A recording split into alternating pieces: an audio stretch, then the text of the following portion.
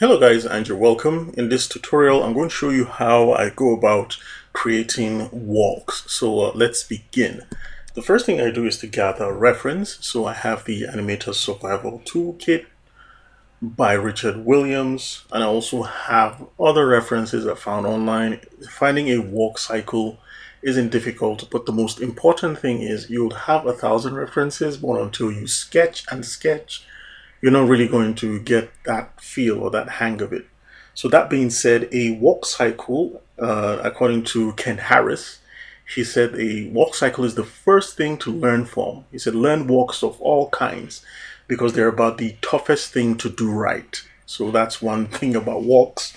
And also Tony White said convincing walks are the most difficult aspects of animation to achieve.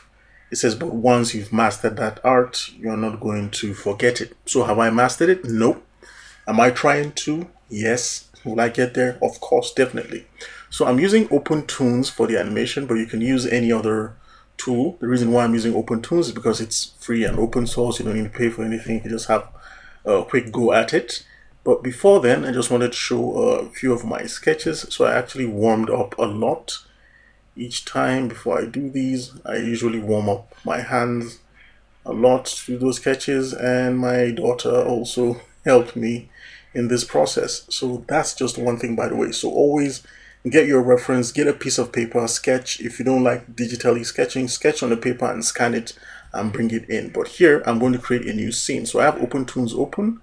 Let's go to File, and I'll create a new scene. I'm going to call this save scene only. So this scene we haven't isn't saved yet. So I'm going to say save scene, and I'll just give this scene name. I'll just call this 02 and hit save. So again, if it's your first time using Opentoonz, this will be a quick introduction to Opentoonz. So they have a lot of windows that have predefined tools all set up. The default one I'm using is drawing. The two I use mostly is drawing and animation, like so.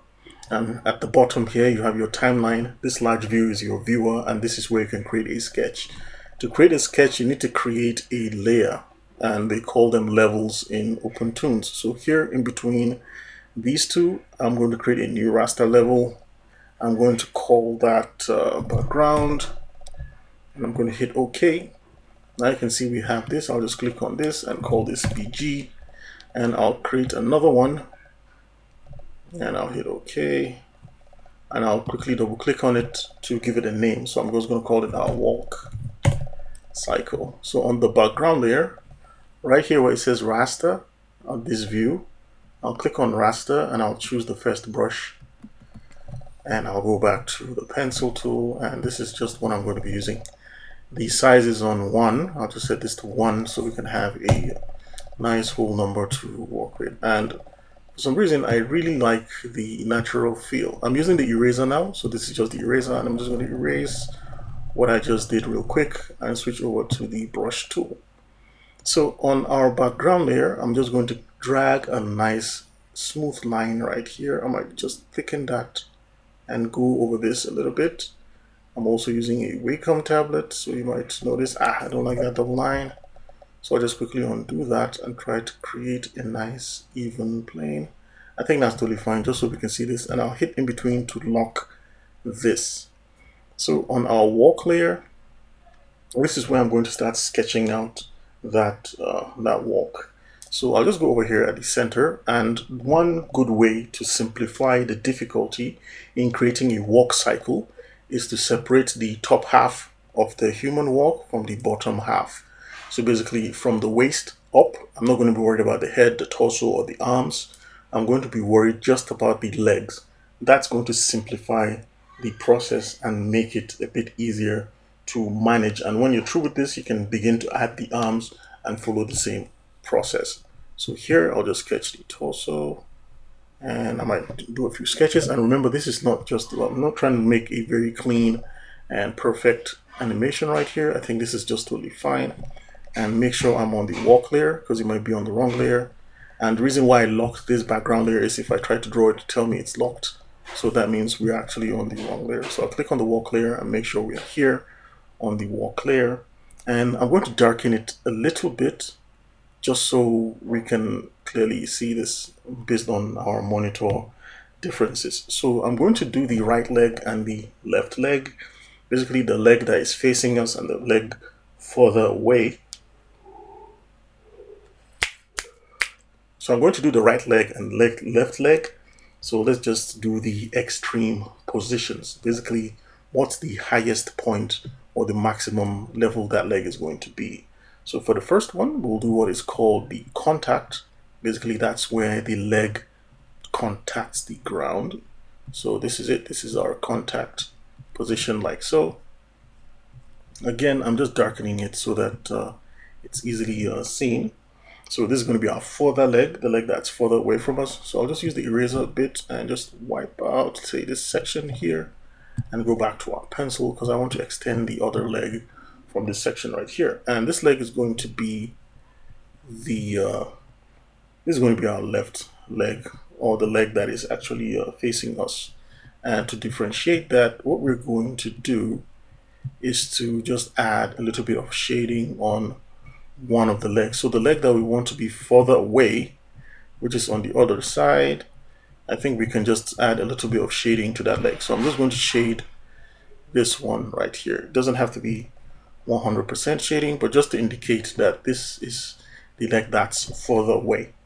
And what we're going to do is to animate on twos. So what does animating on twos mean? If I do straight ahead, it means on each frame, this frame 1, 2, 3, like so, I'm going to be animating on each frame. But this time around, I'm just going to animate on twos. Basically, I'm skip one frame and use odd frames. So on frame 3,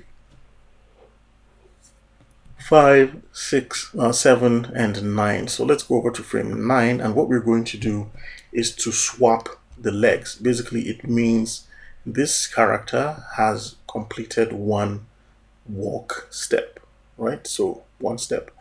So let's go ahead and do that. To easily see what we're doing, if I go to frame 9, and you can actually see these yellow dots, it's just telling us we're going to see the onion skin. That's what this simply means. That's the onion skin. If I turn this off, if, say, for example, I have a drawing on 2, so I'll go to 2 and create this check mark. If I go to frame 9 and put this on 2, we can see 2, and if I hit on 1, we can see the onion skin for 1 and 2, even though we're on 9. This is very important because now what I can do is to easily trace this drawing back like so, right? So I'll just go ahead and do that, and I'll clean up the drawings I did. So here on 9, I'll just start creating my little sketch. And right now I'm going to, now the leg has swung, right? This leg has swung forward. So it's actually this leg I'm drawing now. I'm just trying to keep everything slightly consistent so that we don't have that wobbly animation.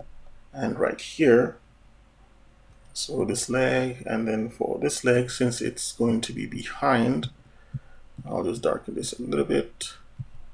So we're going to set this leg that has now gone to the back position, that has swung to the left. And I'll just try to just bring this in real quick. Remember, there are lots of brush tools. You can always change these brush tools. Now there's another problem, so let me quickly go back to frame 2 and erase this. There's a problem, and that problem is simply is we can't see the ground, right? If I drag this back on frame 9, I'm back on 1, we can't see the ground, and I want to keep this ground consistent. So to do that, I'm going to first unlock the background layer, make sure I'm selected it, and then I'll go to animation.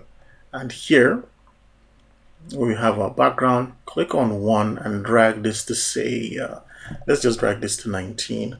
Basically what we're doing, we're saying we are holding this drawing across 19 frames. So basically if I drag this, you can actually see on 9 we have our step, and then on 1 we have our step. And let's not forget to shade this leg on 9. So let's lock this layer and go back to walk, and let's shade this leg that is further away from us, that has gone into the, that's not really nice, that has gone into the distance. So I'll just quickly use hatching, just use hatching to hatch out this leg.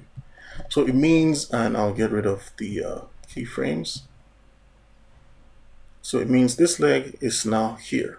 So forward, this leg, shaded leg that's on the forward, has now turned back, and our regular leg that was at the back has now come forward. So one step. So these are the extremes. So in between the extremes, we will do the in between.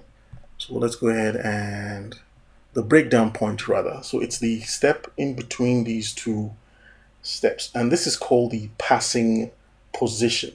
Now if you look at it, this leg that's at the back will need to pass and come to the forward, and the leg at the forward will need to pass and go to the back. So in between that passing frame is called the passing position. So at the passing position, what's going to happen is, let's take if we look back at frame 1 like so, and this leg, this shaded leg, we can focus on one leg. This shaded leg is going to pass to 9. It's now at the back. So in between, at the median point, it's going to be flat, dead out flat like this. So let's quickly sketch that out and see how this looks like. So I'm just quickly sketching this out, and I'll draw the leg like so. Just a straight one.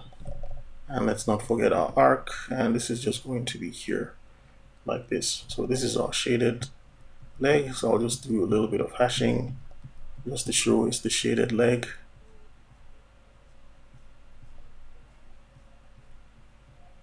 Like so, nothing too complex. So now that this is here, remember we have two legs, not one leg, and I feel I should arc this out a little bit. I think it'd be better if I arc this out a little bit. Now I know this is we're not trying to do something perfect, but I just like to try to just capture that. So let's just do slight arc on the leg like so, because if you notice, most human legs are not really they're not machined. You know, like most of our legs are not mechanical. We're not robots. No one like measured it. There's always a difference between that, and you should always try to show that in your animation. And I believe this leg should be quite a bit large. This is a long leg, you can see like that. So that's our passing position, and then we need to also indicate this leg. And remember, there's always an arc. Let me just create a layer on top, and I'll just call that our sketch. I'll just call that arc, just so we can indicate that motion, arc motion right there. So basically what I'm trying to just indicate is like we have like an arc right here. So if we're here and click on our walk, we should have like a nice little arc that goes over here. So this leg is going to catch up with this arc position. So what I'm going to do, I'll just lock this one, and on our walk layer, let's go ahead and create that leg. So we'll just do something like this, like so, and just put it over here. And this leg is going to be suspended in the air like this.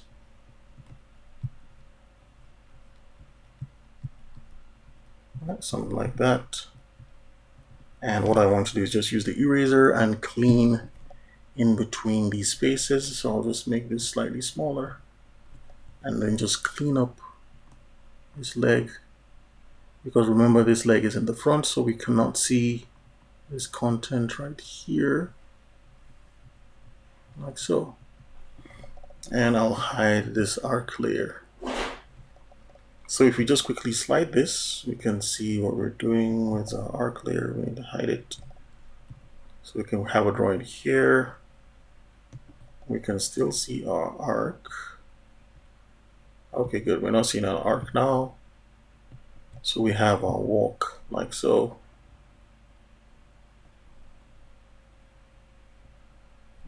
And just to be sure, we have all our drawings. Okay, good. We have all our drawings on this level. So we've drawn our extreme frames. Let me just reset this. Don't know what I just did. So we have our extremes, right? We have our first, our last, and then we have our passing position. So what we need to do now is to begin to create our intervals, our in-betweens rather. So I'll go back to frame 2, or rather 3, and I'll set this to, let's say 1. I just want to see what's on there. 1. So I'll be on 3 and this should be 5. So just to see the passing position between 1 and 5. So I'll just start drawing this. So this leg here, 1, if I'm moving towards the right per se, the next drawing, this leg is going to be flat on the ground. And I'll just quickly start doing that so we don't get confused. So I'll just sketch in the torso like so, trying as much as I can to keep it slightly consistent, even though it's just a sketch. We're not worried about accuracy right now. So this leg is going to be flat on the ground. So what I'll do is try and get a nice little curve like so to indicate that the leg is on the ground now. So it's on the ground and it's flat like so. And it's going to be our shaded leg. So I'll quickly indicate that shading like so, nothing super duper complex for this leg.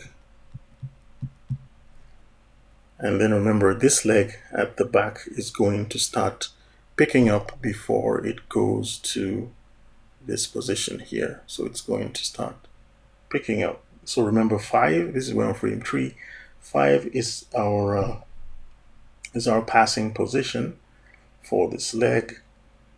So we're going to move this leg forward like so. So let's go to frame 7. This is our next in-between frame. So this is our frame 5, which is our passing position. If we hide that, we can actually see this here. And then our frame 9, which is our key breakdown. So on frame 7, we're going to make sure that this leg goes forward a bit, this leg that is facing us. So let's quickly draw that. And I think on 5, we drew just one. On frame 3, we need to have 2 legs, not 1 leg, we have 2 legs. So I need to complete the drawing for frame 3. So on frame 3, if we look at frame 1, this leg is now going to start going up at 3. Because at 5, it's already at the middle. So from 3, it's going to start lifting up. And to indicate that, we'll just do this a bit. And the leg is going to be off the ground. Remember, it's still on the ground here, but this time around we could just indicate that the leg has left the ground by indicating something like this. Right, so I think that's it. We're done with 3. So let's go to frame 7 right now and start creating our drawings. So at 7, let's go ahead and just bring in our shape like so. So this leg now has gone forward a bit and it's gone up. And let's always try as much as we can to remember the arc, which is going somewhat like this. So I'm just going to raise this leg and just pretty much lift it up like this. And always think about that arc that is going here. I think it's a bit short. So I'll just undo that or erase this. It's slightly short. And let's increase the size of our brush and let's just clean this. I think the leg is too short, so let's go ahead and do this. Oops, like so, sorry. And we'll just leave it like so. Okay, good. I think it's a bit fair now.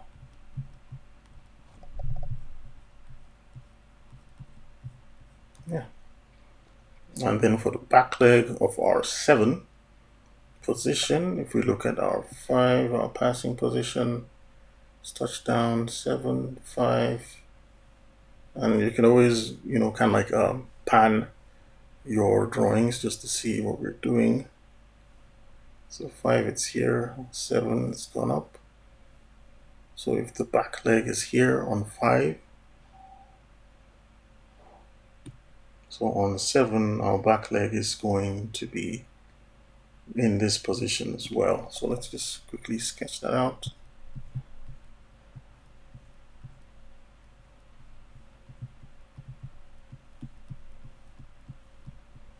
Like so. And let's quickly add our shading to that. And then we have 9. So let's quickly play this animation and see what we have going right there.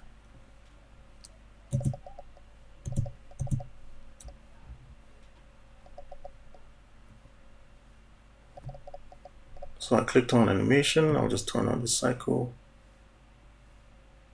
And we can see how it's looping. So what we need to do is to recreate the drawings from 9 to 17, because we only have one step. We need to create the other step as well. So I'll just get rid of this and go back to our drawing. So we're now on 9, which is this step here. So let's go to 11, because remember we're animating on 2s. So on 11, what we're going to do is to begin to resketch and swap out all the drawings we've created already. So here we're going to have the contact on 11. So here, remember on 9, this leg has stepped on the ground. This leg is going to be flat on the ground now on 11, because on 9 it's just up here. So on 9 it's up here. We can actually see it from the onion skin. So on 11, this leg is now going to be down. So I'll just indicate that with a nice little curve saying hooks, you know, this leg has touched the ground like so. So let's just do this. It's now flat on the ground, and our leg at the back is going to start lifting up. So I'll just indicate that pointing down like so, and then we'll add our shading because this is the leg at the back now. So at 13, we're going to have that similar passing position. So let's just go ahead and start sketching that out. So this leg, let's just try and keep it curvy like so. And it's our passing position. And then this leg here, our shaded leg, is going to be around here.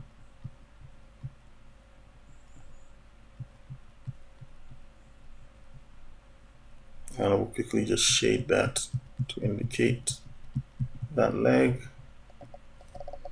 And then on 15, it's going to move forward a bit. So it's going to be around here, because it's trying to now land. Remember, walk cycles are all about catching your step when you're about to fall down. The other leg prevents you from landing on the ground. So if I just try to imagine this arc going like this, like so. And on 15, this is going to be our shaded leg. So we'll just indicate that real quick. And then we're going to draw our leg like so.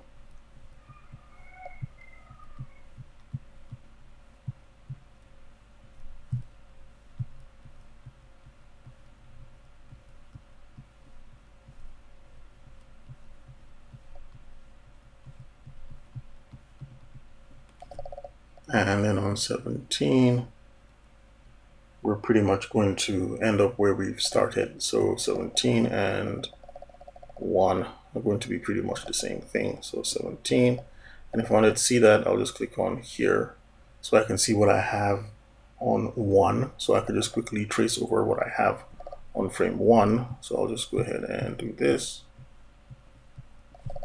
I'll just draw this like so.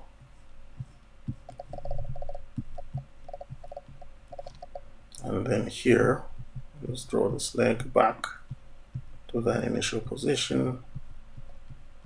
And if the onion skin is super confusing, you can always turn this one off and turn off this one. So sorry, off, like so. So you don't end up seeing a lot of ghost lines or ghost outlines like so.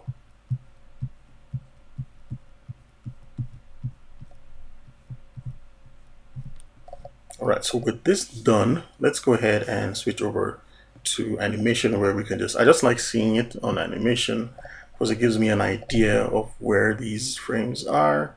and I can just see this output. So I'll just hit loop. So I think we have our drawing up to 17. We can see a slight frame break there. So I'll just drag this to 17. And here, where we have our background locked, I think we stopped at, yeah, we could also set this to 17, but it's no problem. It's not going to go out of that loop. So this is an example of that walk. And I'll just set this to, say, 12.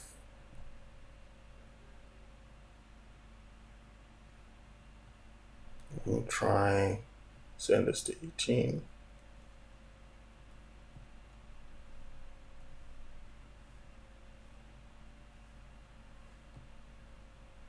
All right, good. So that's a very rough way to create a walk cycle. And what we can do to improve this, if I go back to drawing, and you want to indicate some kind of movement around, what we can do is on the arc layer, we can start creating some fun stuff. Let's say we have a nice little bin here.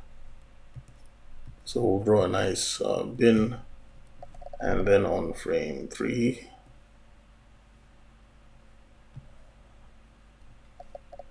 let's see.